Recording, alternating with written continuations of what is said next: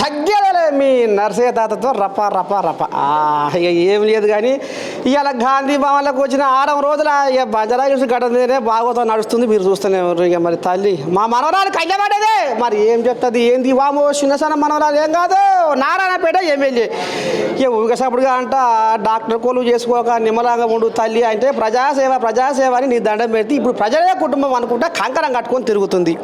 ఇక మరి తల్లి మీ ఇల్లుగాళ్ళు ఆయన డాక్టరేనా నువ్వు డాక్టర్ అమ్మమైంది ఎందుకు మరికి రాజకీయం ఎంచుకున్నావు?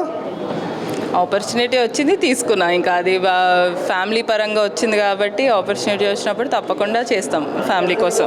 ప్రజల సేవ అనేది మా కుటుంబంలోనే ఉంది. సో దాన్ని ముందుకు తీసుకుంటాం. ఏం చెప్పినా తాత ఏం చెప్పినా గట్టి ముచ్చట చెప్తాడు. ఇక మరి రాంగ పోంగా నారాయణపేట సంసారం ఎట్టేట ఉంది తల్లి? నియోజకవర్గం అంతా చల్లగా ఉన్నట్టేనా? అంతా మంచిగా ఉంది. ప్రజలు చాలా సంతోషంగా ఉన్నారు. నిన్నటి వరకు రేషన్ కార్డులు కొత్తవి పంచినాం. సో ప్రజల నుంచి వచ్చిన స్పందన చాలా బాగుంది. ఏం లేదు కానీ ఏదో కథ నడుస్తుందట నారాయణపేట కోడంగల్ ఎత్తిపోతుల పథకం కింద ఏదో కథ నడుస్తుందట తల్లి. మరి రైతన్నలు మా భూముల బలవంతంగా గుంజుకుంటుర్రు అని వాళ్ళేమో రాగం తీస్తుర్రు. మరి వాళ్ళని ఒప్పిస్తారా మెప్పిస్తారా ఏం చేస్తారు? మరి పోయి మరి రైతుల తల్లి వాళ్ళకి ఏమైనా అభయం ఇస్తున్నావా? ఉత్తదే తాత అక్కడ రైతులతో మాట్లాడాల్సి ఉండే. బలవంతంగా ఎవరు కూడా గుంజుకోవట్లేదు. సో రైతులతో ముచ్చటిస్తున్నాం, రైతులని ఒప్పిస్తున్నాం, వాళ్ళకి కన్సెంట్తోనే చేస్తున్నాము. ఒక అపోహ క్రియేట్ చేసినట్టు బలవంతంగా గుంజుకుంటాము అని. బలవంతంగా మేము ఎందుకు గుంజుకుంటాము? రైతులు కోరిన కోరిక అది. సో రైతుల కోసమే చేస్తున్నాం. సో తప్పకుండా దానికి రైతులందరితో ఒకరితో మాట్లాడుతున్నాం, ఒక్కొక్క గ్రామంతో మాట్లాడుతున్నాం. సో రైతులు సానుకూలంగా ఉన్నారు. అంతేనా? అయితే ఇప్పుడు నారాయణపేట జిల్లా మీ నియోజకవర్గానికి రేపు నీళ్ళ సౌకర్యం అనేది బ్రహ్మాండంగా మూత మోగిస్తావా? మరి అందిస్తావా అందరికి నీళ్ళు? తప్పకుండా అందిస్తాము. నీళ్ళు వస్తేనే అభివృద్ధి ఇంకా బాగుపడుతుంది.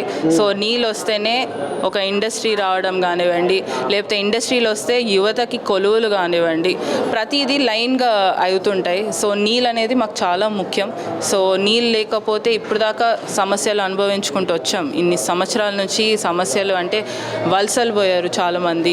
తర్వాత ఇప్పుడు ఏమైనా చేద్దాం అనుకుంటే కూడా ఇక్కడ ఏమి ఉపాధి లేకుండా పోయింది. సో నీళ్ళు వస్తే ఇవన్నిటికీ పరిష్కారం ఉంటుంది. మరి వీళ్ళు మరి రోడ్లు ఎక్కిరు, మున్సిపల్ ఆఫీస్ కాడికి పోయిరాట, కలెక్టర్ కాడికి బాట పెట్టిరాట తల్లి. మరి ఆ పంచాయతీ ఎట్లా చేస్తాం? ఇప్పుడు కొంతమంది ఉంటారు కదా తప్పుదా పోయి పెట్టించేవాళ్ళు. సో దాంట్లో భాగంగా అది.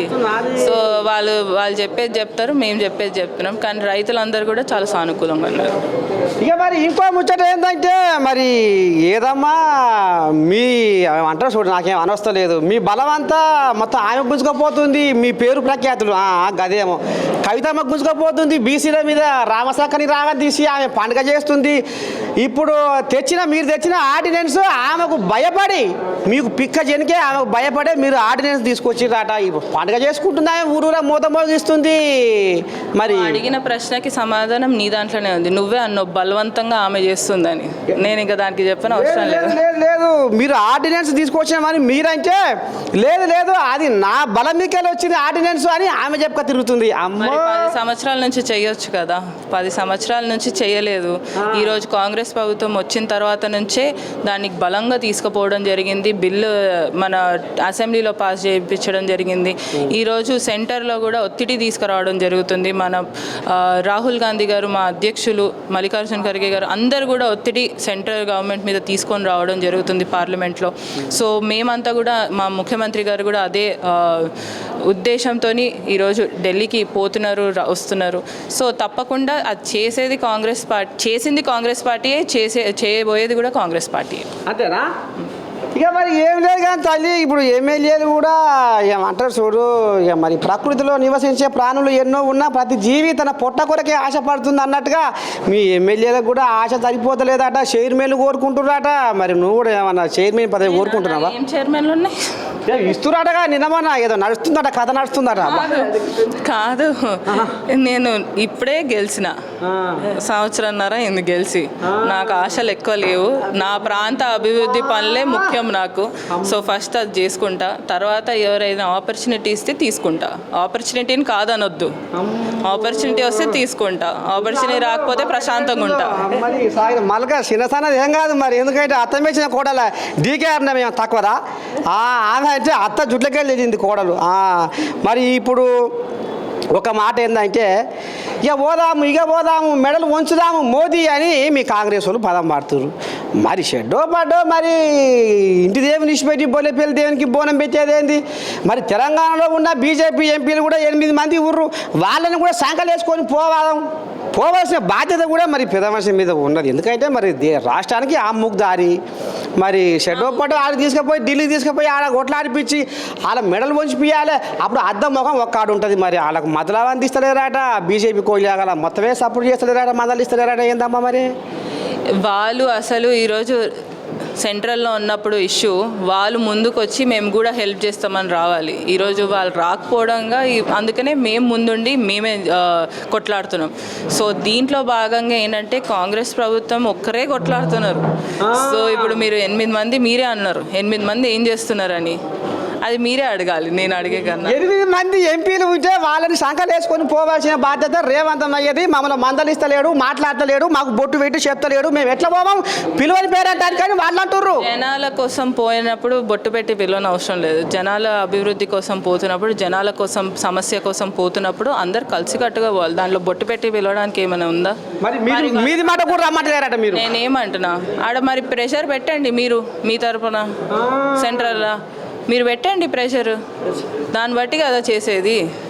మరి ఇప్పుడు రాకపోగా ఇప్పుడు ఈ క్రెడిట్ మొత్తం కవితమ్మ పోతుందా బీసీల రాగం? ఎందుకంటే అందరూ ఇప్పుడు బీసీల రాగం ఎత్తుకుంటారు. ఏం పిల్లగా ఇక మరి అందుకనే తల్లి మరి ఇది ఏం చేస్తారు, ఎట్లా చేస్తారు? ఇక మరి హైకోర్టు చెప్పిన ఆర్డర్ కూడా అయిపోయే. మరి ఇప్పుడు బీసీలు ఏమని ఎదురు చూడాలి? కాంగ్రెస్ వాళ్ళు న్యాయం చేస్తారా? 42% బీసీ రిజర్వేషన్ అనేది జరుగుతుంది. మా ముఖ్యమంత్రి గారు కంకణం కట్టుకున్నారు, తప్పకుండా చేసి తీరుతాం. లోకల్ బాడీస్లో ఇంప్లిమెంట్ అయ్యే విధంగానే చేస్తాం. మరి రేపు పాదయాత్ర ఏదో పాదయాత్ర మొదలు పెడుతున్నాట, మరి నువ్వు పాల్గొంటున్నావా? రేపు వెళ్తున్నాను. పరిగి నుంచి స్టార్ట్ అవుతుంది. పరిగి నాకు చేవెళ్ళ కాన్స్టిట్యున్సీ కిందకే వస్తుంది కాబట్టి పార్లమెంట్, నేను కూడా జనరల్ సెక్రటరీ అక్కడికే ఇన్ఛార్జ్ కాబట్టి, సో తప్పకుండా రేపటి నుంచి రేపు పరిగిలో ఉంది కాబట్టి తప్పకుండా వెళ్తాం. అంటే ఇది సమస్యలు తెలుసుకుంటందుక, స్థానిక సంస్థల బలం పెంచుకుంటందుక పాదయాత్ర? అన్నిటికీ అక్కడ లోకల్ సమస్యలు కానివ్వండి, ప్రతి దానికోసం. ఇప్పుడు మా మీనాక్షి నటరాజన్ గారు మీకు తెలిసింది ఎలా ఉంటారు. సో వారికి జనం అంటే చాలా ఇష్టం. సో జనాల్లో ఉండి అసలు ఏంటి అనేది తెలుసుకోవడం దానికోసం ఈ పాదయాత్ర కానివ్వండి మిగతాయి కూడా. సో తప్పకుండా పాల్గొంటాం అందరం కూడా. మన దండం చూస్తున్నారు నారాయణపేట ఎమ్మెల్యే పర్ణికా రెడ్డి ఈ రకంగా నీ దండం పెడితే మొయ్యిన మూత మోగించింది. మరి గాంధీ భవన్లో తల్లి శరార్థి ఉంటా. నమస్తే. ఇక మొత్తానికైతే ఇక మరి పర్ణికా రెడ్డి ఏమనికి వస్తుందయ్యా అంటే, ఇక మరి షెడ్డో పాటు మా ముఖ్యమంత్రితో పాటు వాళ్ళకు కూడా మరి ఉంది కదా, వాళ్ళ మీద కూడా బాధ్యత ఉంది కదా బీజేపీ వాళ్ళకు. మరి వాళ్ళని బదిలాడేది కదా, వాళ్ళు కూడా రావాలి కదా, వాళ్ళు కూడా ప్రెజర్ పెట్టాలి కదా అనేది ఏదో ఉండే కదా బీసీ బిల్లు 42% రిజర్వేషన్ కథ. ఇక కథ మాత్రం అంతా అందరం మూకుమ్మగా చేస్తే బాగుంటుంది అనేది అనిపిస్తుంది. చూడాలి మరి రేపు ఈ బీసీల రాగం ఎటు కొరుగుతుంది, ఎటు మరుగుతుంది, బీసీ బిడ్డలు రేపు ఇంకా ఏమనుకుంటారు ఏం కథ అనేది ముందు చూద్దాం. చూస్తూనే ఉంటుంది. కెమెరామెన్ రాజుతో మీ నర్సయ్య తాత, గాంధీ భవన్ గడ్డ.